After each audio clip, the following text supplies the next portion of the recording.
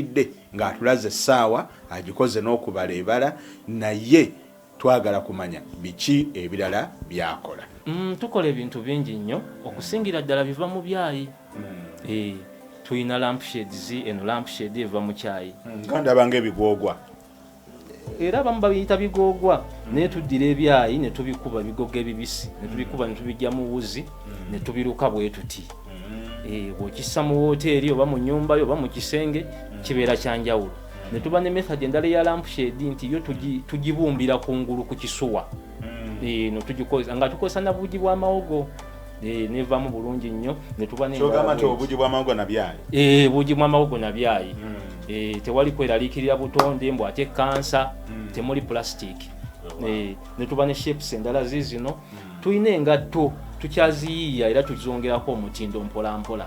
Zino nazo za byayi n'akasawo kaazo kagenderako. Tuyina wall hangings era balina zi hoteeri zino wall hangings zikola nnyo. Tusobola customizinga ne tukozesa ekintu kyonna omuntu kyasinga okwagala.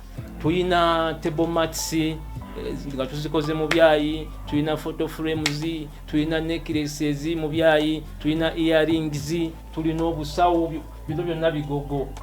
Bino byonna bigogo bineeno bino bye tukubye ne tubuluka bulungi bwe tuti. Ne biri nabyo bigogo. Omulimu guno waguyiga otya? Waguyigira wa?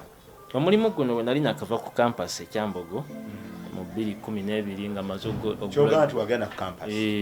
Kyandimu musaayi nga ndi artist ne studio era era neri wakola art. Bye nayagala kuva mu buto nga njagala art era nabeeranga mwesi wanu nga njagala kusomera art. Kati nembisomerera 2012 maliriza lecturer wange ekirungi yali yatandikawo ebintu ebiri mu line yemu bweti nampitanga creative designer nembeerayo okumala myaka 4 nenjiga byenjize ebyebigogo ati webigogo gye namuyigira okusinga n'okwongera value ku bintu.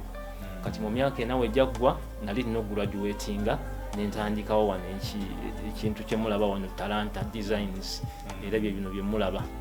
Kakati go wabigendera ku university ne babikusomesa n'obiyiga n'ogendako ne wa lecturer awo n'ogamba n'abalala baligenda ku university oba gwe nenge gye bakwatiramu ekisa batatuuse eri n'obayigiriza. Beesiimye kubanga nze bye nayitamu ebiwanvu bayinza obutabiyitamu kuba nkonganyiza amagezi nga gasobola okubayamba.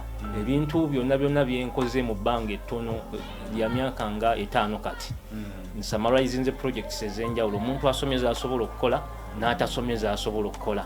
Buli muntu yenna ne waba mwana muto wajja wano alina kyasobola okuyiga. Kubanze enkoze research okusinziira ku knowledge gye nfunye n'okutestinga market ne manya nti buli muntu mukwata bwenti era buli muntu asobola okujja wano n'asoma era n'ayiga ne bensomeseza we bali bangi era n'abamu balina bye batandise n'abamu ndi nabo waneeno. Olaba wano waliwo amakulu aganajjayo school fees z'abakuweerera. Zirina ovaayo naye ate ne zitavaayo si lutalo. Ekisinga obukulu kubeera ng'okola Katonda kye yakussa munda nga ggwe. Nze ne bw'okola otya ne bw'ongoba mu nsi eno ne ngenda ku maazi nkolera byayo oba nkola art. Bw'osanga teri lusuku. Era nkozesa ebyo ebiriwo kuba mu ntandikwa nagambye tukozesa ekiriwo ne tukifuula ekyenjawulo. Olina kye waafunyemu kyolaba ekikuwa amaanyi okweyongerayo. Ekisooka ndi mulamu ndya mbeerawo nsula ninawo ensula ninako bennyamba mpola mpola wabawo bwetaavu era ninako ne bensasula. Omulimu ogubaawo. Project yo yennyini tennaleeta nnyo ssente nnyingi naye ng'ennyingi zijja okusinziira ku projects engeri gye tulaba response y'aba clients baffe. Kuba ebbanga lye tubaddewo si lyeddene nnyo naye era tukola ate nnyo okusobola okunyweza bakasitoma batono be tulina n'abalala abeeyongera okujja. Essuubi weeriri ate ddene kubanga kye tukola tewali walala woyinza kisanga era abakikola ne baba bakikola bakoppako kasammambiro ebirala tusigaza tubirina. Kuba essaawa y'ebyayi wali ogirabyeko ewalala. Mbadde nsoose wano. N'abazikola nze nabasomesa. Nze nabasomesa ekyo nkyebaliza Mukama ate nazo bazikola bulungi. Naye ate era kiri wano nze ngenda nakukolayo ate ey'ebikola bya kasooli. Bw'okoppa ey'ebyayi nga nkola ey'akasooli. Bw'omala ey'akasooli nga nkola ebikuta by'emicungwa. Pulaani ki gy'olina ku mulimu guno?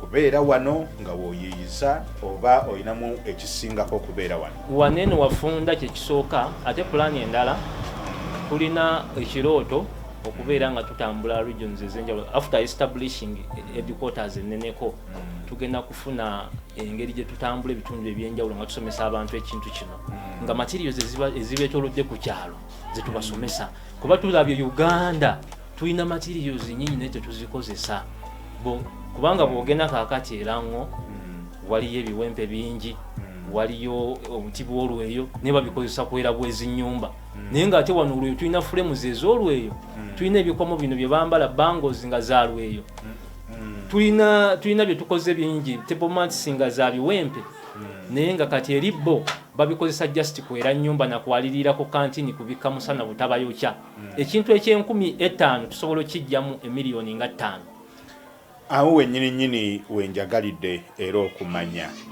nti bw'obanga ebintu ebyo nno biteesiteese bw'otyo abantu bano abajja okubasomesa bajja buzzi n'omukwatirwa ekisa obajjamu nga naye nga avaako gy'ali enteeseganya kikulu enteeseganya kikulu oli ssente zasobola yengeri gye mukwatamu amannya agange nze Bukenya Moses muwanguzi gwenga gwe kiki kyosinga okwanguyirwawo wano ebisinga obungi abintendese mbiinako idea era ddala ng'okukasitinga zilampshade okwanaliringa ebyayi bingi si bitonotono kuba bingi byantendese naye ng'okusooka gwe wali osomye biki nze nali nsomye ebirala nnyo birala ddala kakati okusalawo okujja mu bino weerabawa mu maaso biina kye binaakugasa oba okyekuumirawo nga bw'onoonya by'oyagala of course biina kye bijja okungasa lwa nsonga ate kyo kintu kya mukono ate kiri mu mutwe era sisuubira kireka wano kuba nange nsuubira okubaayo ne kampuni okugigaziya bwe mba ntandise eno tugaziya naye deni n'okutendeka abalala bingi byensuubira mu mulimu guno si kukoma wano bukomi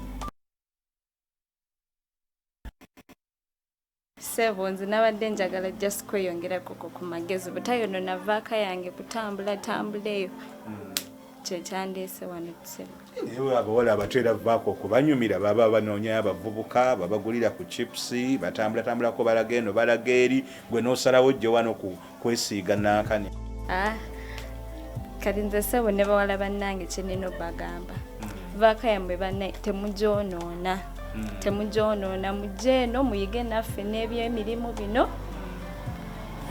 then something big you'll achieve out of it ne buddayo ku university naye omanyi nti olinawo kyosobola okufunamu olukumi kyekyo sebo kyenina obagamba okusoomooza kungi naye ate nkulaba ng'oluusi buwanguzi naye nga okusomooza generale ebyayi ku kyalo bitono ebyayi bitono abantu abasinga bava ku kulima amatooke tubijja oluusi distance nga nnene oluusi ebiseera bibeera nga bya musana ebyayi biba bikaze nnyo ne baklanch tebannawera nnyo abatutegedde batwagalira ddala era batuweera ddala orders naye nga tetunnabafuna mashinale emala tetunnabafuna mashinale enala kuba ebintu ebisinga byetaaga mashinale kati tukola entebe naye ate tutambula olugendo okuzisala shapes zetwagala so that is a big challenge tetunnatuuka bulungi bwe twetaaga abavubuka abali abatafuddeyo nnyo okumanya mikisa gye baliraani kirowoozo ki kyobawa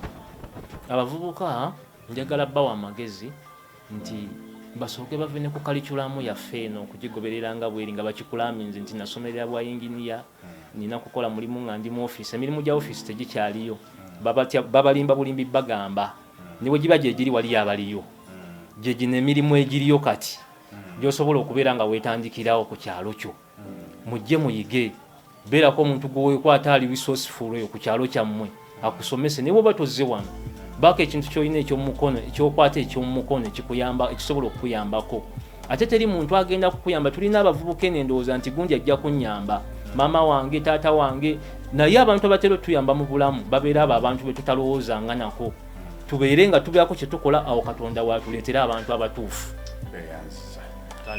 bantu ng'osiibula balagirireko obawe n'ennamba y'essimu nze mubufunze nkolera wano ku Kirinnyas iyo era amannya agange nze Nkonge Isaac oba mu bumpimpi Nkonge Arts eryo lya bizinensi kaakati bw'oba ozze oba jjokazi ogimanyi oba Namboole obulanchinga ofu ku Bukasa Road nojja ku Bukasa Road ovugawo nga kilomita emu n'otuuka ku kirinnya siyu emanyikiddwa ate ennene bw'otuuka ku kirinnya siyu ng'okuba kanamba kange kano ke kano wammanga ojjayo peni n'olupapula 0701 353 954 0701 353 954 awo oba otuuse ku nkonge Isaac oba nkonge Atisi wano ekirinnya ku Talanta. Abatulaba era abatuuliriza ebigambo bwe bityo ebyolwaleero bwe bitambudde mukulu abalagiridde bulungi nnyo n'emirimu gye mugirabye. Mukasa nabe nze mbadde ntuddewo okubanjulira puroguramu eno munnange Alex Basingo ng'ali ku ludda olwa kamera n'okuteekateeka yonna nga bwetambudde era ne tubagamba nti Ssaabasajja Kabaka awangaale.